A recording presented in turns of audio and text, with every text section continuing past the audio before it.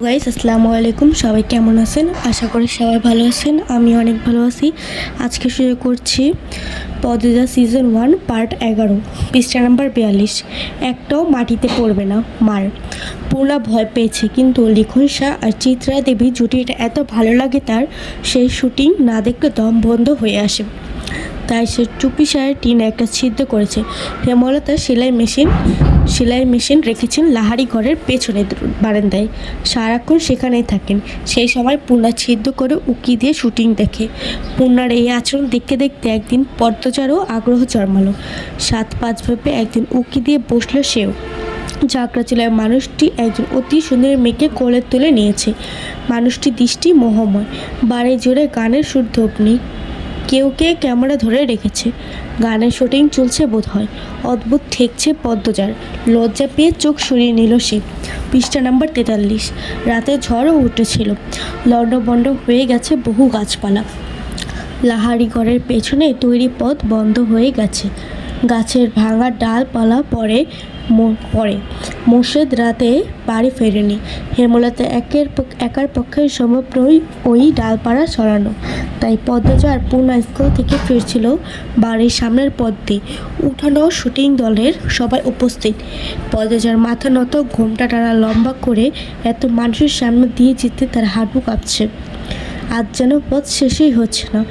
উপস্থিতি অনেকের নজরে চলে এলো পদ্মজা। মিলন নামে একজন পূর্ণাকে ডাকলো, এই পূর্ণা। পূর্ণা দাঁড়ালো, সঙ্গে পদ্মজা। যদিও মেয়েটা শুটিং দলটির দিকে তাকাচ্ছে না। মিলন পদ্মজার দিকে চোখ স্থির করে পূর্ণাকে প্রশ্ন করলো, পাশের মেয়েটাকে প্রথম দেখছি, আমার বড় আপা। আপন? মিলন আশ্চর্য হয়ে বলল, 10 দিন হলো তারা এখানে এসেছে। কখনো পূর্ণা প্রেমা ছাড়া কোনো মেয়েকে এখানে দেখেনি, কণ্ঠও শোনা যায়নি। তাই বরাবর বলাতে সে খুব অবাক হলো। পূর্ণা হেসে বলল, খুব আপন। মিলন বিড়বিড় করে বলে, চেহারাই তো মিল নেই। সবাই বলে, আচ্ছা যাও। 2 বোন লাহারি ঘরে চলে গেল। হাফ ছেড়ে বাঁচে পদ্মজা। ভেতরটা এত কাঁপছিল, সে অনেক মানুষের পা দেখেছে, তবে চোখ তুলে তাদের মুখ দেখার সাহস হয়নি। কিন্তু হ্যাঁ, ইচ্ছে হয়েছিল বটে। সিনেমায় যারা অভিনয় করে তারা দেখতে কেমন, সাধারণ মানুষের মতোই নাকি অন্যরকম? পৃষ্ঠা নাম্বার 44। বিকেলে হাজেরা নামক এক মহিলা আসে মোড়ল বাড়িতে। সে শুভর মেয়ের স্ত্রী। শুভর দিন-রাত গাঁজা খেয়ে পড়ে থাকে, বউ বাচ্চাদের খবর রাখে না। হাজেরা ওর বাড়ি এর বাড়ি এটা ওটা চেয়ে নেয়, খায় 2 বাচ্চাকে সঙ্গে নিয়ে। পদ্মজার খুব মায়া হয় হাজেরার জন্য। মহিলা আসতেই হেমলতা পদ্মজাকে বলল, গাছের কয়টা লাউ আছে? 9টা আম্মা। পূর্ণা কোথায়? ওরে বল 2টা লাউ হাজারাকে দিয়া দে। কাঁচামরিচও দিতে বলবি। পদ্মজার নীরবতা দেখে হেমলতা বুঝতে পারেন পূর্ণা বাড়িতে নেই। পূর্ণা কি টিভি দেখতে গেছে? পদ্মজা দ্বিধাগ্রস্ত হতে দেখা গেল। বিব্রত বলে, আম্মা আমাকে বলে গেছে তুই এর অভিভাবক। একটু শরীর খারাপ লাগছিল বলে শুয়েছিলাম, অমনি সুযোগ লুফে দিয়েছে। আম্মা আমার দোষ, পূর্ণাকে কিছু বলো না। পদ্মজার ভেজা কণ্ঠে হেমলতার রাগ উড়িয়ে যায়। তিনি অন্যদিকে মুখ করে শুয়ে বলেন, হাজিরাকে নিয়ে যা, ঘুমটা টেনে যাবে। বেগুন বেশি থাকলে কয়টা দিয়ে দিস। পদ্মজার মন ভরে গেল। তার মা এত বেশি উদার, কখনো কাউকে ফিরিয়ে দেন না। সামর্থ্যের মধ্যে আরও বেশি কিছু দেওয়ার মতো থাকলে তিনি কখনো কার্পণ্য করেন না। তবে হাজেরার স্বভাব অভাবে নষ্ট হয়ে গেছে। চুরি করার প্রবণতা আছে তার মাঝে। তাই পদ্মজাকে সঙ্গে যেতে বলেছেন। উঠানের এক কোণে লাহারি ঘরের ডান পাশে লাউয়ের মাচা। 9টা লাউ ঝুলছে তাতে। চোখের সামনে শুধু তরতাজা টাটকা সবুজ পাতা। পদ্মজা বাড়ির দিকে তাকালো না। একটা লাউ হাজেরার হাতে দিয়ে বলল, কি দিয়ে রান্না হবে? জানি না গো মা, কিয়া দেহি মাছ মেলানো যায়নি। তোমার ছোট ছেলে ঠান্ডা কমেছে? পদ্মজা কাঁচামরিচ ছিঁড়ে হাজেরার আঁচল ভরে দিল। হাজেরার গুনগুন করে কাঁদছে আর বলছে, স্যারেরা সারা দিন মারিক পইরা থায়, একলা একলা রাইতে হইলে জ্বরে কাঁপে, দম ফালাইতে পারে না। ডাক্তার দেখাচ্ছ না কেন? টেহা লাগবো, কই পামো? তুমি মাথাবার বাড়িতে যাও, শুনেছি ওনারা খুব দান খয়রাত করেন। হাজেরা বাদ্যের মতো মাথা নাড়ল। বেগুন গাছ বাড়ির পিছনে, সাবধানে বাড়ির পেছনে গেল। সে মনে মনে ভাবছে, হাজারের ছেলে সুস্থই আছে। সকালেই দেখেছে ছেলেটাকে দিব্যি খেলাধুলা করছে, দেখে কেউ বলবে না অসুস্থ।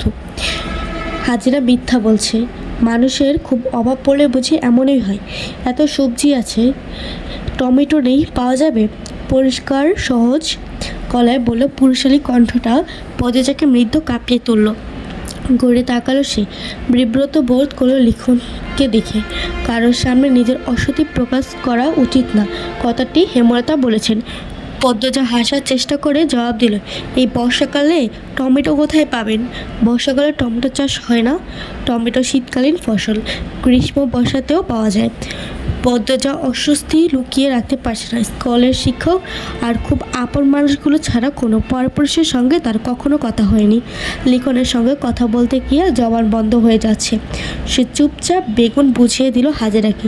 লিখন বলল, আমি তো গতবার বর্ষাকালেও টমেটোর সালাদ তৈরি করেছি। হয়তো টমেটোর জাত আলাদা ছিল, আমাদের এখানে সাধারণত শীতকালে টমেটো হয়। দ্রুত জবাব দিয়ে লাহারি ঘরে ফিরল পদজা। মনে হচ্ছে পরপুরুষের সঙ্গে কথা বলে ঘোর পাপ করে ফেলেছে, পাপ মোচন করতে হবে। ঘরে ঢুকেই ঢকঢক করে 2 গ্লাস পানি খেলো। হেমলতা ঘুমাচ্ছেন, নয়তো পদজার মুখ থেকে নির্ঘাত বুঝে যেতেন কিছু একটা ঘটেছে। পদজা উক্তি নিয়ে আল্লাহ তাআলার প্রতি শুকরিয়া আদায় করলো। হেমলতা সালোয়ার কামিজ সেলাই করছিলেন, তখন বারান্দার সামনে একজন পুরুষ লোক এসে দাঁড়ালো। শাড়ির আঁচল মাথায় টেনে নিলেন। হেমলতা জিজ্ঞাসা দৃষ্টি নিয়ে তাকালেন লোকটার দিকে। লোকটি হেসে বলল, আমি শুটিং দলের মিলন। হেমলতা জোরপূর্বক হাসার চেষ্টা করলেন, আর চোখে তাকালেন ঘরের দরজার দিকে। পদজা ঘুমাচ্ছে, দরজাটা লাগানো দরকার। তিনি সোজা প্রশ্ন চলে গেলেন, কোনো দরকার? না, এমনি দেখতে আসলাম। কতদিন হলো আপনাদের বাড়িতে উঠলাম, এদিকটা আসা হয়নি।